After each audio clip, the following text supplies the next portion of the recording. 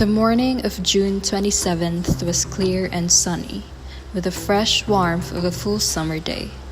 The people of the village began to gather in the square around 10 o'clock. In some towns, there were so many people that the lottery took 2 days and had to be started on June 26th. But in this village, where there were only about 300 people, the whole lottery took only about 2 hours, so it could begin at 10 o'clock in the morning. The children assembled first, of course. School was recently over for the summer, and the feeling of liberty sat uneasily on most of them. They tended to gather together quietly for a while before they broke into boisterous play.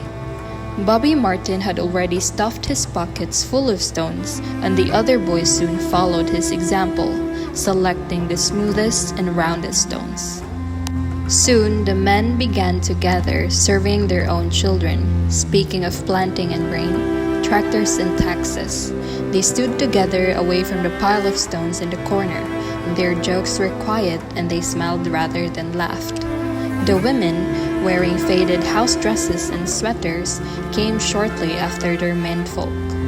They greeted one another and exchanged bits of gossip as they went to join their husbands. The lottery was conducted by Mr. Summers, who had the time and energy to devote to civic activities. When he arrived in the square, carrying the black wooden box, there was a murmur of conversation among the villagers, and he waved and called, "Little late today, folks." The postmaster, Mr. Graves, followed him, carrying a 3-legged stool, and the stool was put in the center of the square, and Mr. Summers set the black box down on it. The villagers kept their distance, leaving a space between themselves and the stool. The original paraphernalia for the lottery had been lost long ago, and the black box now resting on the stool had been put into use even before Old Man Warner, the oldest man in town, was born. Because so much of the ritual had been forgotten or discarded, Mr. Summers had been successful in having slips of paper substituted for the chips of wood that had been used for generations.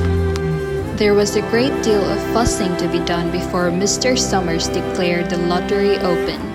There were the lists of make-up of heads of families, heads of households in each family, members of each household in each family. Just as Mr. Summers finally left off talking and turned to the assembled villagers, Mrs. Hutchinson's came hurriedly along the path to the square. "Thought my old man was out back stacking wood. And then I looked out the window and the cage was gone.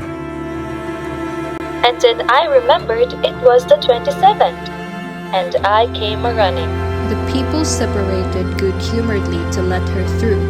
2 or 3 people said in voices just loud enough to be heard across the crowd, "Anybody ain't here?" Dunbar. "Dunbar!" "Who's drawing for him?" Grace is not 16 yet. Guess I gotta fill in for my old man this year." "Old Man Warner make it?" Yes, I'm here. "All right, fellows, let's get this over with. I'll read the names, heads of family, draw a slip of paper." After that, there was a long pause, a breathless pause. For a minute, no one moved, and then all the slips of paper were opened. People began to look around to see the Hutchinsons. Bill Hutchinson was standing quiet, staring down at the paper in his hand. "It was unfair!" Mr. Graves had selected the 5 slips and put them in the box, and he dropped all the papers but those onto the ground, where the breeze caught them and lifted them off. Bill Hutchinson went over to his wife and forced the slip of paper out of her hand. He held it up, and there was a stir in the crowd. It had a black spot on it.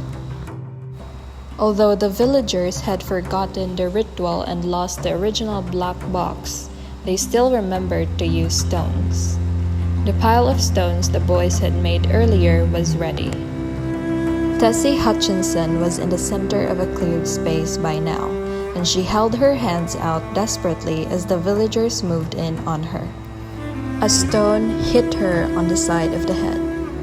It is unfair.